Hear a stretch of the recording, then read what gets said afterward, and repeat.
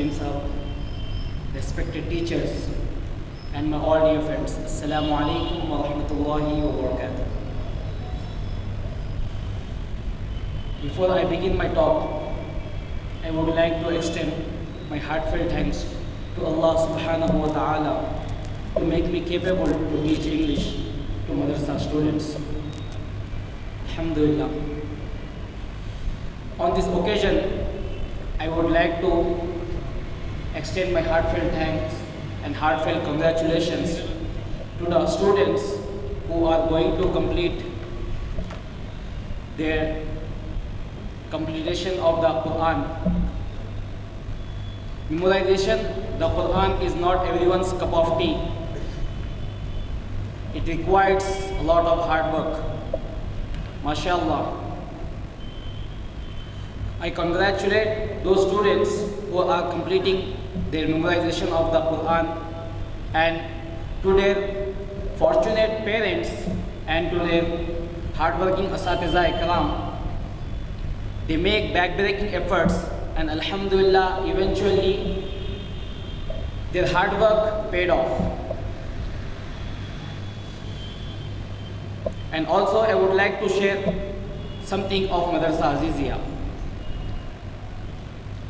Madrasa Azizia is a great platform for the students. It has not only a great Islamic education system, but also it provides a great modern education system. It has regular all subjects. Simultaneously, it teaches all morals, mashallah. I wish and I pray, may Allah progress its madrasa by leaps and bounds, and may Allah make this all Hufaz Ikram a practicing ulama. Ameen Ya Rabbal Alameen. Dear friends, language is primarily used to express our thoughts, to communicate our ideas, and to convey our messages. However, these days, English has become a language not only to express our thoughts, but also to convey our messages and to impress others.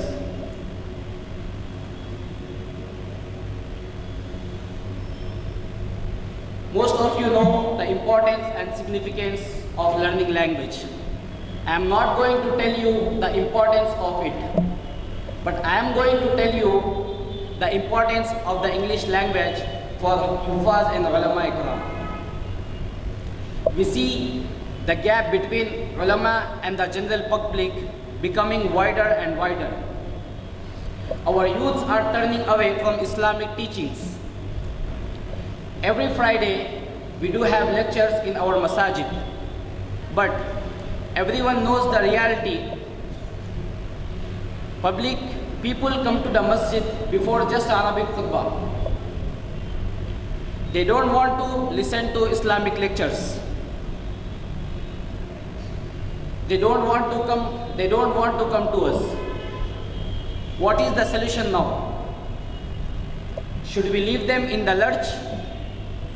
Should we abandon them? Should we wait from them to come to us? No. In English, there is a proverb. If the mountain does not go to the Muhammad, Muhammad must go to the mountain. If our youths are not coming to us, then we have to go to the institutions, we have to go to the colleges, and we have to go to the universities to deliver the Islamic lectures in the language which is pleasing to our youths. Without a shadow of doubt, it is English. If we want to spread Islamic lectures, Islamic teachings among students, we must be well acquainted with the English language. In order to make our students fluent in the language, we are training our students. So without any further ado, let's move on towards the program. We have some participants, we have some speakers who are going to to speak on some exclusive and important topics. So let's move on the program, and I would like to call first of all Muqsid Azam Khan to speak, and his topic is the Holy Quran.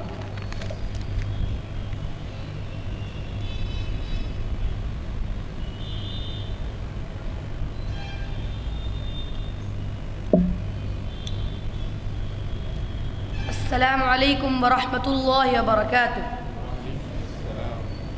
Honorable Sadar Sahab, respected Nazim Sahab, respected teachers, respected committee members, and all my dear friends. May praise be to Allah, the creator of the worlds, and peace and blessings be upon his Prophet Muhammad. Allah bless him and give him peace. The head of all messengers, upon his family and all his companions. Dear audience, my name is Muqsid Azam. Today, on this auspicious occasion, it is my pleasure to say some words on the topic of the Holy Quran. Allah says in the Holy Quran, أعوذ بالله من الشيطان الرجيم بسم الله الرحمن الرحيم هدى للناس وبينات من الهدى والفرقان, as guidance for mankind and as clear signs that show the right way and distinguish between right and wrong. ونزلنا عليك الكتاب تبيانا لكل شيء وهدى ورحمة وبشرى للمسلمين, and we have revealed to you the book, an exposition of everything, and guidance and mercy and glad tidings for the Muslims. Allah subhanahu wa ta'ala created mankind and wanted them to follow the right path so that they prosper in this world and the world hereafter. For this purpose, He sent down many messengers and prophets to guide the mankind. To every prophet and messengers, He revealed books or divine notes. The major divine books are four. Tawrat was revealed to Sayyidina Musa, peace be upon him. Zabur was revealed to Sayyidina Dawood, peace be upon him. Injil was revealed to Sayyidina Isa, peace be upon him. While the Quran was revealed to Sayyidina Muhammad, Allah bless him and give him peace. Dear audience, the Holy Quran is the divine book sent down by Allah to his last and final prophet Muhammad. Allah bless him and give him peace. It was revealed to him through the angel Sayyidina Jibreel, peace be upon him. While the Quran was revealed within a period of 23 years in Mecca and Medina. There are 114 chapters that consist of more than 6,666 verses. The Holy Quran is only ever living miracle.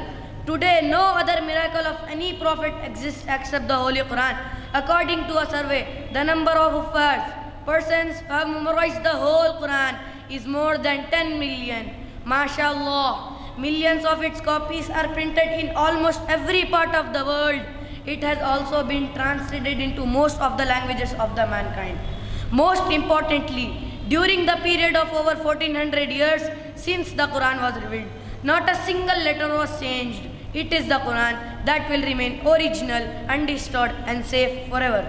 Because Allah subhanahu wa ta'ala guaranteed its safety and declared clearly in Surah Al-Hijr, this is the one of the most greatest miracles of the Holy Quran.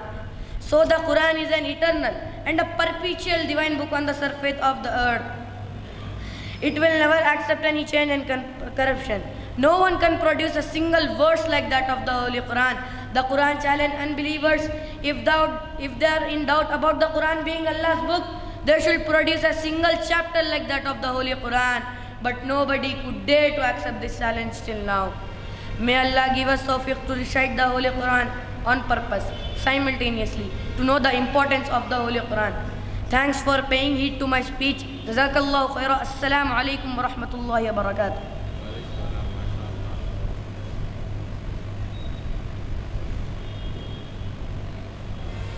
MashaAllah, it was Muqsid Azam Khan, and MashaAllah, he gave a great and remarkable performance. So without any further ado, let's move on for our next speaker. Our next speaker is Muhammad Maz, and his topic is Salah.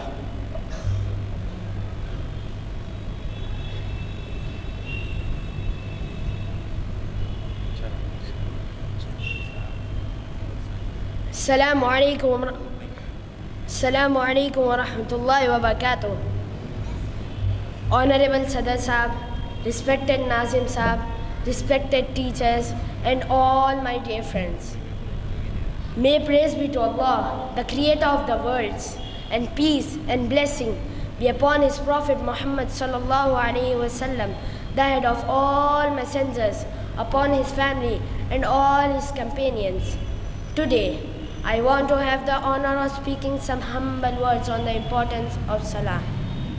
Respected Muslim brothers and sisters, Salah means prayer. While in Islam, it is set of actions and mode of worshipping Allah. Salah is the second tenet of Islam after Iman. Every believer is asked to worship Allah 5 times a day. The 5 times of Salah are called Fajr, Dhuhr, Asr, Maghrib, and Isha. Salah is the most fundamental practice of Islam. It is obligatory on every Muslim man and woman. Dear audience, Salah is the most important practice in Islam. It was greatly emphasized by the Quran and Hadith. It finds repeated mentioning in the Quran. The Quran, in different styles, shed light on the importance of Islam.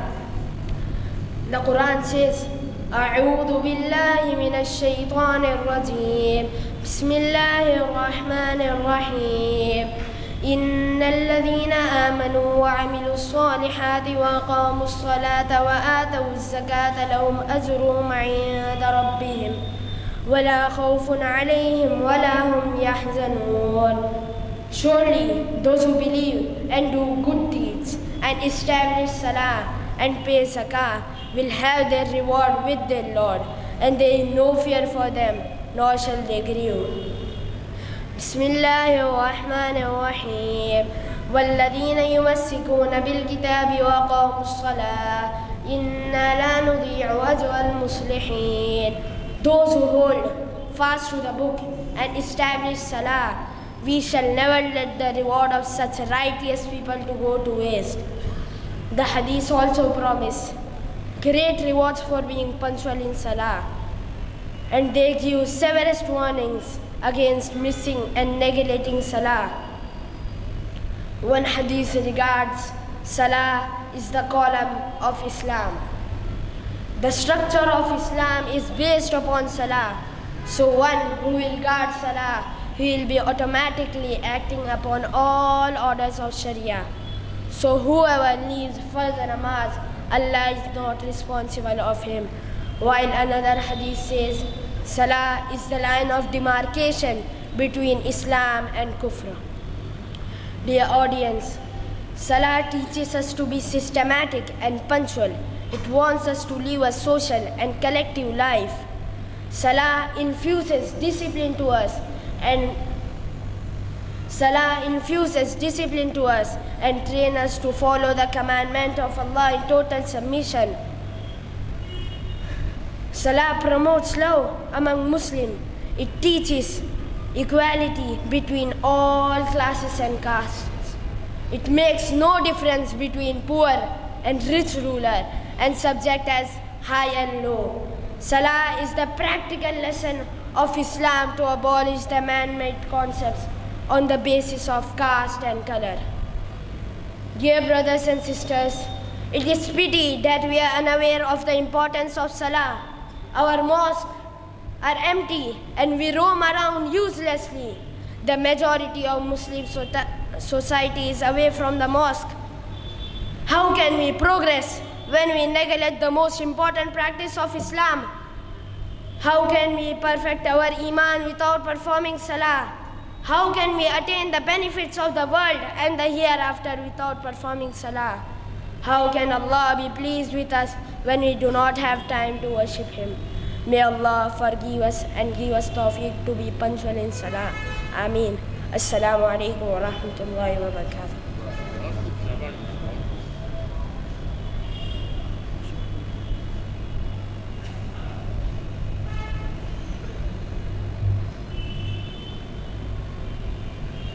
MashaAllah, the speaker tried his level best to make audience pleased. So let's move on for our next speaker, who is going to speak on the important topic, and the topic is the life of the Prophet Muhammad sallallahu alaihi wasallam. I would like to invite Sayyid Muhammad Mustafa to come and speak on Prophet sallallahu alaihi wasallam.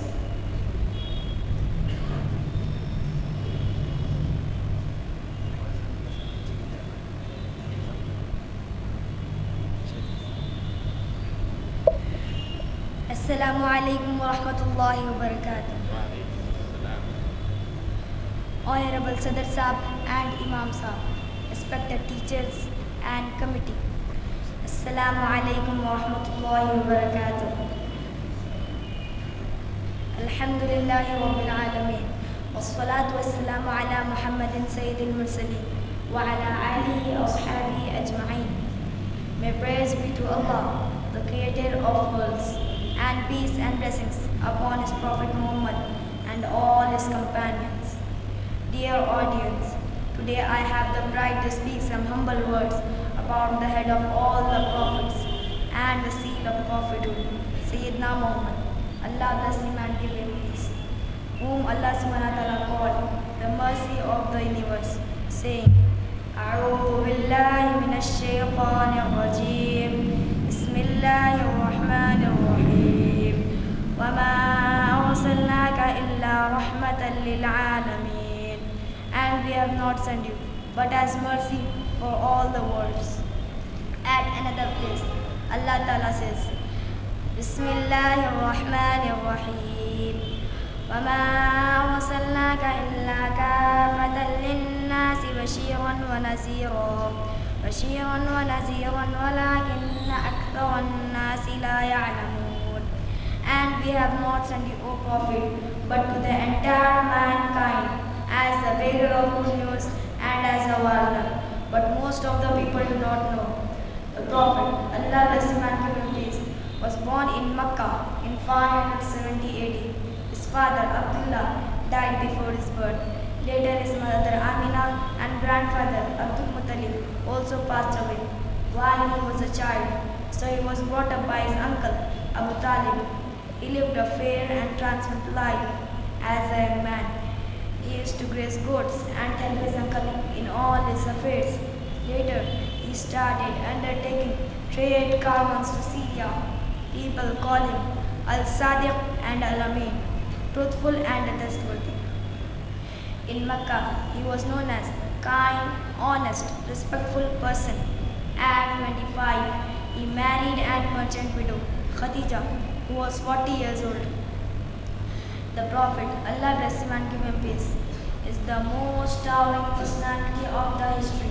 He left immense influence on the human history. The Prophet changed the course of history and brought about all-round positive revolution in all spheres of life. Through his universal teachings, the humanity entered into a new era with peace and enlightenment. It is the Prophet blessed advent which transformed every life and reshaped the religious values. We salute him with the depth of our hearts. May the blessings of Allah and his eternal peace be showered upon the messenger. Jazakallahu khairan. Assalamu alaikum wa rahmatullahi wa barakatuh.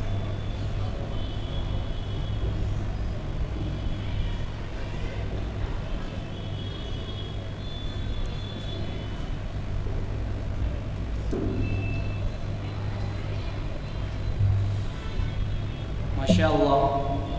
After listening to him, we can say he left the audience spellbound by his speech. MashaAllah. So let's move on to our next speaker. And before they come and deliver the speech, I would like to say something, that everyone loves their parents. So do I, so do you. And our next speakers who are going and describing the speech, the topic is parents. And after listening to them, inshallah, you will become astonished and you will become delighted, inshallah. So without any further ado, let's move on. And I would like to invite Muhammad Khubayb Azan Khan and Muhammad Aman Khan to come and deliver a speech on the topic of parents.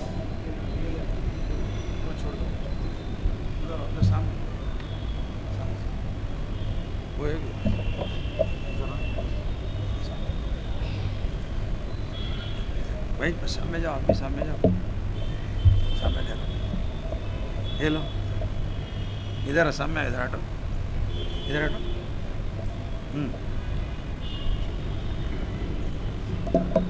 Assalamualaikum warahmatullahi wabarakatuh.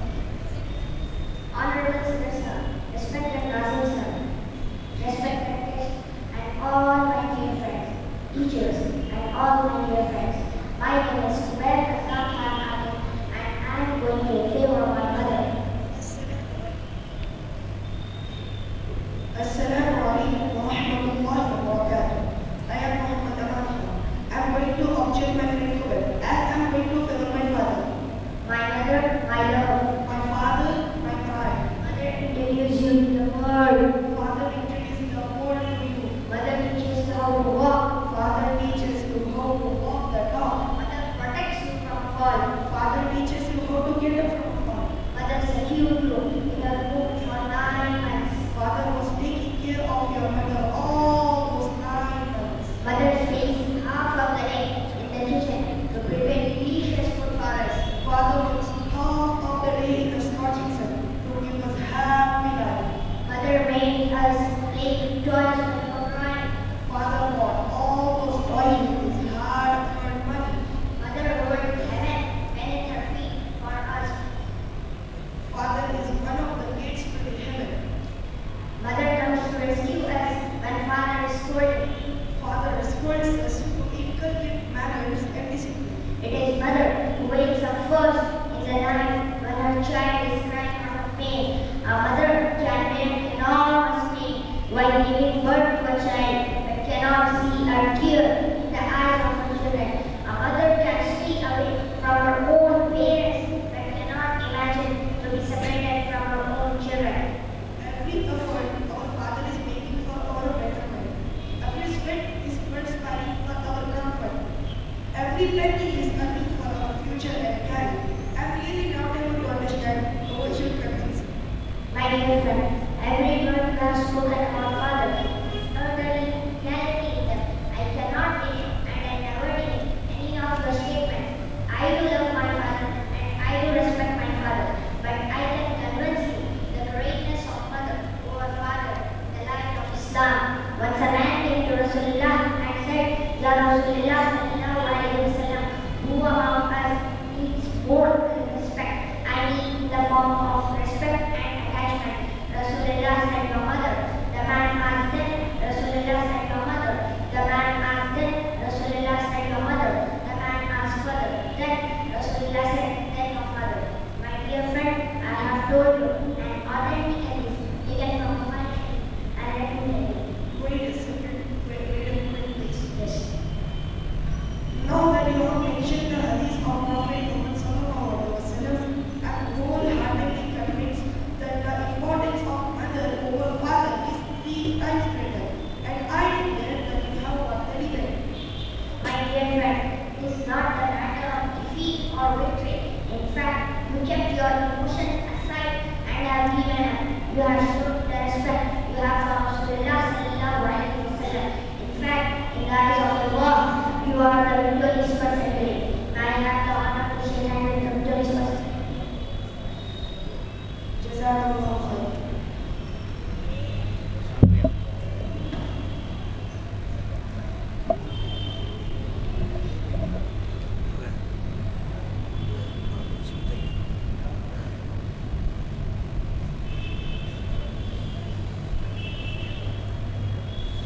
MashaAllah. It was amazing and fantastic. Simultaneously, we can say they stole the show. So, after then, I would like to invite Abdullah, and his topic is Morals of Islam.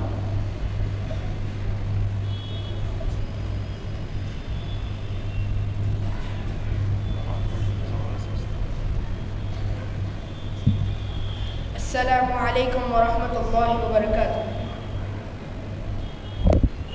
Alhamdulillahi Rabbil Alameen, wassalatu wassalamu ala ashrafil anbiya wal mursalin. May praise be to Allah, the creator of the worlds, and his Prophet Muhammad, peace be upon him, the head of all messengers, upon his family and all his companions. Dear audience, my name is Abdullah and my topic is Morals of Islam. Good morals and ethics are one of the most important teachings of Islam. The Quran, Hadith and the life of Prophet, peace be upon him, are full of good moral teaching. The Holy Quran invites Muslims to be honest, truthful, trustworthy and useful for others. It asks them to shun hurting people, backbiting, mocking and cheating what is allowed. The Holy Quran demands Muslims to be humble and respectful for others. It requires them to be clean-hearted and fair in their transaction and dealings. They should not hurt anyone or use impolite language. Muslims should neither defame one another nor con anyone with bad names. The Prophet, peace be upon him, said, "The best among you are those who have good morals." Sahih Bukhari 5575. Dear audience, the Prophet, peace be upon him, was the best example of good morals due to his fair and transparent dealings. He was even called by his bitter enemies as Al-Sadiq and Al-Amin, the truthful and the trustworthy. People used to give their deposit to him for safety, and he always fulfilled their expectation. He invariably stood by his words. The Prophet, peace be upon him, never permit anybody to backbite others. The Prophet, peace be upon him, treated everyone with great respect and good behavior. The Prophet, peace be upon him, never attempted to retaliate against the insult and disrespect. In spite of all the tortures to his opponents upon him, he forgave them on conquering Makkah. The Quran declared him as a role model and asked Muslims to follow him. Allah says in the Quran, chapter number 33, verses number 21, "A'udhu billahi minash shaytanir rajim. Bismillahir rahmanir rahim. Laqad kana lakum fi rasulillahi uswatun hasanah." There is indeed a good moral for you in the Messenger of Allah. The history bears witness that whenever the Muslim, when they impressed the local people with their transparent dealing, in Indian subcontinent, the Islam was propagated by Muslim traders and saints who won the heart of people with their good conduct. Good manners were the main factor that attracted people to come closer to Islam. But it is regretful that we are harming Islam by our bad moral situation. Muslims need to adapt good moral from Islam and invite people best way life. May Allah help us and give us tawfiq to follow all the teaching of Islam. Ameen. Assalamu alaikum wa rahmatullahi wa barakatuh.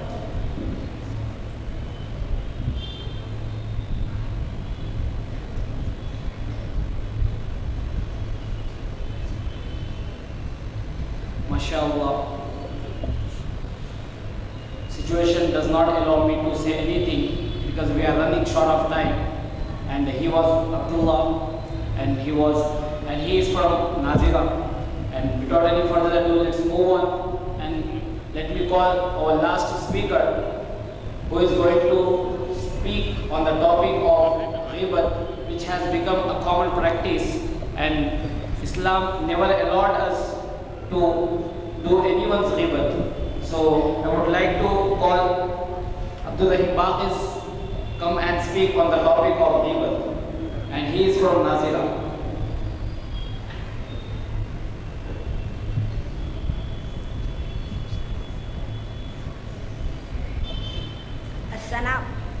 Assalamu alaikum wa rahmatullahi wa barakatuh. Honorable Tadar Sahab, respected Nazim Sahab, respected teachers, respected committee members, and all my dear friends. On this ideal moment, I would like to speak on an important topic, and my topic is on ghibat, backbiting. There are not my words. This is the declaration of Allah in His book. O you who have believed, avoid much negative assumption. Indeed, some assumption is seen, and do not spare backbite each other. Would one of you like to eat the flesh of his dead brother? You would hate it and fear Allah. Indeed, Allah is accepting, repentance and merciful. Dear friends, it is no secret that people love gossip. Everyone engages in idle talks and ghibat. It has become a common practice. However, the shocking thing is that we engage in gossip or backbiting, and sadly we are not aware dangers that lie in ghibat. Unfortunately, backbiting has become such a common thing in our society that we don't consider it a sin. In fact, for most of us, ghibah become pastime and mode of entertainment. Let me caution to my dear brothers and sisters, ghibah is haram. Ghibah is forbidden by Allah because it creates bad blood, enmity and discord among people and society. In the famous hadith of Muflis Kone, who is bankrupt, punishment said by Prophet Muhammad, peace be upon him, for backbiting is that Allah will take your good deeds and make amal from your account and give to the one whom you hurt or whose ghibah you did. Allah will give your nek amal to him as an act of compensation. We offer namaz, we observe fast, we give zakat to our necks, but if the same time we engage in ghibah, Allah forbidding all your nekis and give to the account of other. Jazakallah khair. Assalamu alaikum wa rahmatullahi wa barakatuh.